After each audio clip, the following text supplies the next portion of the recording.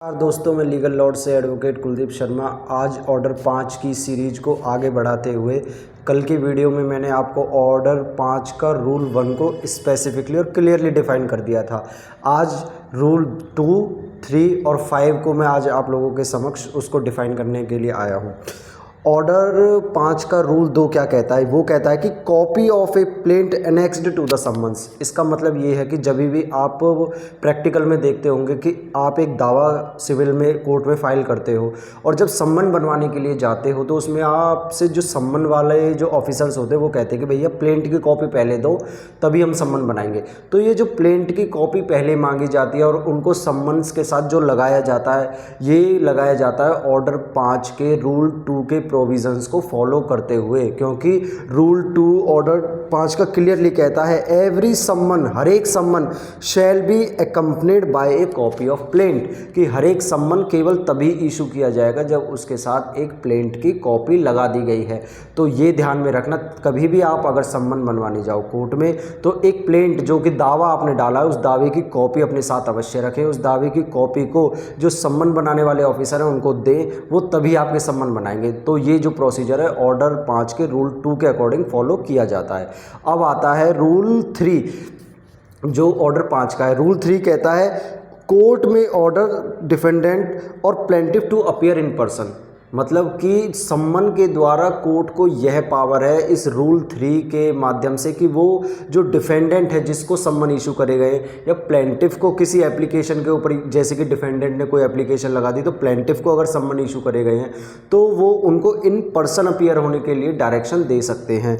जैसे कि इसके अंदर के कंटेंट जो लिखे हैं सब रूल 1 में, जो रूल 3 का है, where the court see reason to require the personal appearance of the defendant the summon shall order him to appear in person in the court. देखिए, इस ऑर्डर 5 का रूल 3 क्लियरली कहता है कि जहाँ पर पर्सनल अपीयरेंस की ज़रूरत लगे माननीय न्यायालय को तो वो सम्मन में ये डायरेक्शन स्पेसिफिकली लिख सकती हैं कि जो डिफेंडेंट है वो पर्सनली कोर्ट के समक्ष आकर पेश हो, यानी कि जो पर्सनल इन पर्सन, यानी कि स्वयं खुद आकर वो कोर्ट में आकर अपना आंसर रखे, अपना जवाब दावा दे या अपने क्लेम को रखे।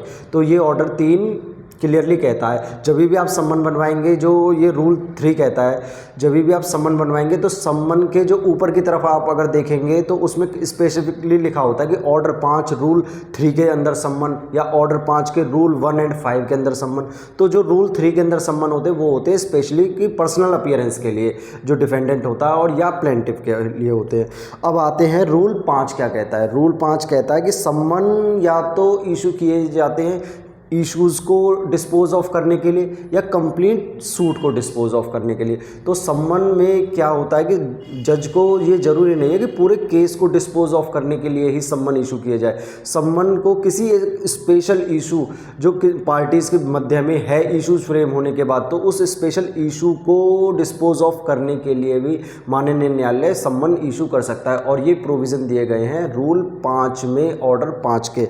तो ऑर्डर 5 का रूल 5 कहता है the court shall determine at the time of issue of summons whether it shall be for the settlement of issues only or for the final disposal of the suit। देखिए, ये specifically अगर आप इस rule को पढ़ेंगे 5 को तो इसमें स्पेशली लिखा है कि या तो इश्यूज़ को डिसाइड करने के लिए या केस को पूरा यानी फाइनली डिस्पोज ऑफ करने के लिए सम्मन इशू किए जा सकते हैं।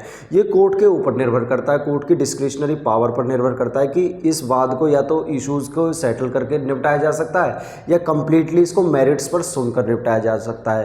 तो उसी हिसाब से सम्मन इशू किए जाते हैं। तो ये भी अगर आप सम्मन देखेंगे ओरिजिनली कभी आपने बनवाए हो कोर्ट में तो और ऊपर की तरफ सम्मन के जो कॉर्नर में देखेंगे तो लिखा होता है ऑर्डर 5 के अंदर, रूल 5 के अंदर सम्मन, रूल 3 के अंदर या रूल ऑर्डर 5 का रूल 1 और 5 के अंदर सम्मन। तो रूल 1 और 5 के अंदर सम्मन दिए गए हैं तो इसका मतलब है या तो वो डिस्पोजल ऑफ फाइनली डिस्पोजल के लिए या किसी इश्यूज़ के डिस्पोजल के लिए। तो ये हो गए ऑर्डर 2, 3 और 5 आज की वीडियो के माध्यम से। कल हम इस ऑर्डर 5 के जो अगले रूल्स हैं इन रूल्स को आपको बताने की कोशिश करेंगे और आपसे कनेक्ट होंगे नेक्स्ट वीडियो में। धन्यवाद।